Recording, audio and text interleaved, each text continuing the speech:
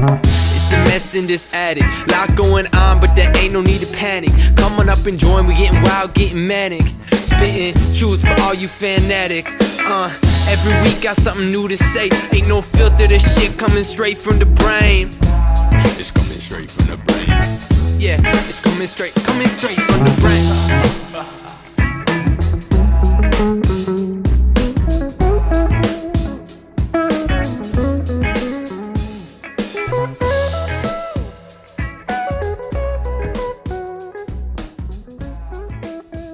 What's up, everybody? Today is Tuesday, September 28th. This is A Talk in the Attic, and I, of course, am your host, Kirk Ross, and I'm sitting in front of, right now, as you can see on YouTube, a portrait that I just finished. I don't know what I'm going to call him yet. In fact, this episode is in part a caption contest. So clearly, if you know anything about anything, no disrespect to those of you that don't know anything, you just don't know anything. If you know anything about anything, you know that this is a frog representation of Marc rebillet, Loop Daddy, the looping savior, whatever you want to call him. We've talked about him quite a bit on the show. No, there's no obsession with Marc rebillet. Do I have a doll made up entirely of hairs that I've collected from various tour stops and hotel rooms? Yes. But, I'll have you know that that's a common thing to do. In certain cultures, it'd be considered respectful. Okay? So, back off. It's not an obsession, folks. It is a situation where this dude inspires the shit out of Jessica and I both.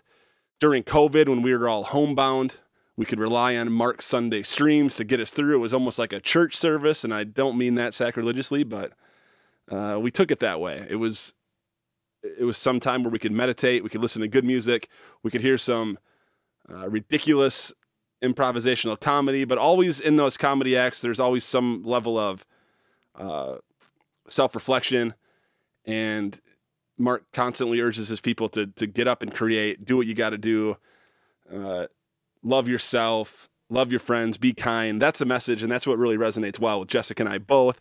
And the story with this painting is it started as a frog peeking out behind the thing, as you can see. Jessica and I actually found it outside of our old apartment building in downtown Grand Rapids a couple years back. It was sitting by a dumpster. Someone was going to just throw it out, which is bizarre. So we've had it. It's been sitting around in various places in the house, and this thing already kind of looked like Marc. So I decided that I would put on my Bob Ross hat, which is incidentally an afro wig. By the way, we just found out through a documentary that was a perm that Mr. Bob Ross was rocking all those years. I put a link in the show notes. Go check out Bob Ross. It's called Happy Accidents, Betrayal, and Greed. Fear not. You're not going to find out some terrible details about Bob Ross. It's quite the opposite. He was exploited so terribly, but what an interesting guy. I actually wanted to paint today, finish painting this thing while I was talking to you, similar to Bob Ross, where I could talk real low and kind of flirt with the ladies that are watching a little bit and do slapping sounds and with my brush, things of that nature. But frankly, it's hard enough for me to keep my hand steady painting this thing without trying to think of what I was supposed to say. Holy smokes, I already had a bunch of respect for Bob Ross, but now having tried this for a minute, the fact that he was painting these incredible oil paintings in under 30 minutes live with one take, with a bunch of pressure on him, all the while making all of our moms wish they were in bed with him. Unreal. So instead of trying to record and screwing up the painting and making a bad recording, I made a few mental notes, and I'm going to run a couple by you. Number one, is anybody naming their baby Karen anymore? I mean, and if they are there no friends that are telling these people that they shouldn't do that? Or maybe it's going to take a new generation of Karens to really break the mold and say that, hey, I'm a Karen, I'm an infant, and I'm about love and acceptance, and I'm not a racist, and I don't want to speak to the manager because I'm a baby.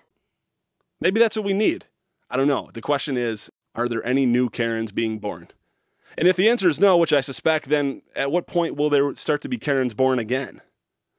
I'm thinking of doing an episode here soon where we do a news report from the future. Maybe in that news report we'll figure out what happened to the name Karen, and if it's back in popularity in whatever year we decide to do that future news report in. So that's one. Are there any Karens? Number two, I was thinking back on this weekend I was doing a little shop vacuuming, not to brag or anything. Doing a little shop vacuuming, and then at the end of the shop vac session, the shop vac itself was filthy. There was dust all over it, sawdust, dirt, whatever. Some stuff I don't know is particulate, whatever. And so I took the shop vac itself and turned it on, and I cleaned the shop vac with the shop vac.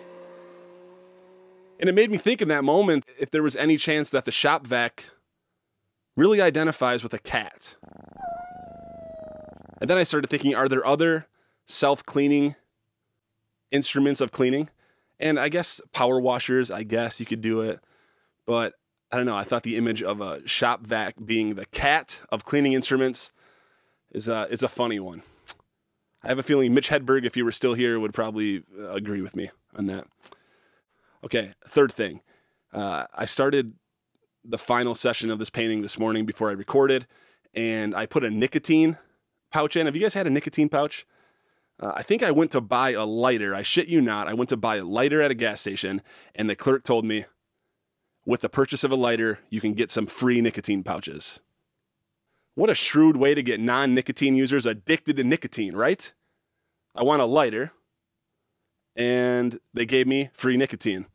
So I obliged, and I think I might be addicted to nicotine now. That's actually not true, because when I was trying to paint this final session today, I'd put one in. I'm trying to do lines, and I had the jitters. It was unbelievable. So I had to spit that bad boy out. I calmed down. I had been listening to Marc Rebillet, and he's got some heavy kind of four-on-the-floor beats a lot of times. That wasn't really conducive to being a relaxed, calm,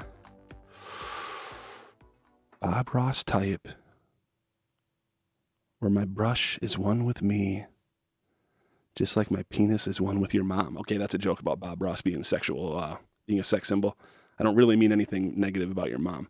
She's beautiful, though. So yeah, don't put a nicotine pouch in don't even use nicotine. Even if you're going to buy a lighter and they offer to you for free, if they're trying to give you something for free, it's probably a sign that you don't need to get involved with it. So just stay away from the nicotine pouches. If you do happen to get them, send them my way, because like I said, jitters or not, I have an insatiable thirst for the nicotine now.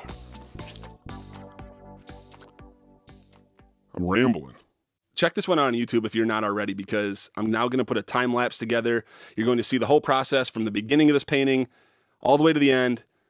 I created the song using a little sample that Marc released on his TikTok a few weeks back, where he did a little piano sample. I took that, added percussion, added some other layers and some bass. And in the song you're going to hear is, I guess, in a way, a collaboration between Marc Rebillet and myself. Now, it's not an official collaboration, but it is something that he put out and told his fans to go ahead and do something with it. So this is my take on it. This is my take on this guy. What are we going to call him? Hop Daddy? Frog Daddy? I want to say Marc Rebillet, but someone already did a frog Marc earlier in the year, and I think that artist may have called that particular Marc Ribbit or something. So I don't want to copy that. So if you're listening, I really need your participation. What are we going to call this guy? Maybe he's Gary. Just looking for the password, looking for answers. Trying to get in because he wants to fuck. I don't know what he is. He's kind of cute. He does look a lot like Marc. I'm proud of it. It was fun. And if you're sitting around at home tonight and you're just going to watch TV or listen to music or something like that, no disrespect, I do both of those things all the time. But if it's been itching at you to do something productive or creative, take out your old paint set and do some painting. It was meditative and fun and creative. I felt accomplished afterwards, even though it's perhaps the most pointless piece of art of all time in terms of cultural significance. But when President Marc Rebillet finishes his 30th term in the year 2087, you're all going to be wishing that you had the balls to create a Slim Jib robed Frog Daddy Marc Rebillet. Ribbit. Check out the time lapse. We'll see you soon. Peace out, everybody.